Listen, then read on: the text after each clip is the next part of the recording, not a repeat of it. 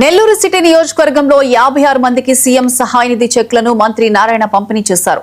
ఆర్థిక ఇబ్బందుల్లో ఉన్న వారికి సీఎంఆర్ఎఫ్ ద్వారా ప్రభుత్వం అండగా నిలుస్తోందని తెలిపారు. గత 2 ఏళ్లలో 469 మందికి 4,55,00,000 రూపాయలు సహాయం అందించినట్లు పేర్కొన్నారు. నెల్లూరును గ్రీన్ సిటీగా తీర్చిదిద్దడమే తమ లక్ష్యమని, అభివృద్ధిని చూసి కొందరు ఓర్వలేకపోతున్నారని ఆయన విమర్శించారు. ప్రభుత్వ అభివృద్ధి కార్యక్రమాలకు ప్రజల మద్దతు అవసరమని మంత్రి నారాయణ అన్నారు.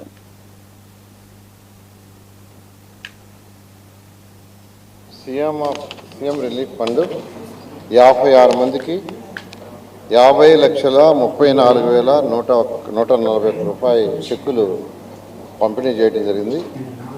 ఇంతవరకు నెల్లూరు సిటీలో ఈ ప్రభుత్వం వచ్చిన ఈ 2 సంవత్సరాల్లో 489 పేద నిరుపేదలకు 4,55,32,833 రూపాయలు ఈరోజు యాక్చువల్గా పేదలు నిరుపేదలు సిటీలో ఇవ్వడం జరిగింది. మరొకసారి చెప్తున్నాను, 489 మంది పేదల నిరుపేదలు ఎవరైతే డిఫరెంట్ హాస్పిటల్స్ వైద్యం చేసుకున్నారో వాళ్ళు సీఎం రిలీఫ్ కోసంగా పెట్టుకుంటే 4,55,32,000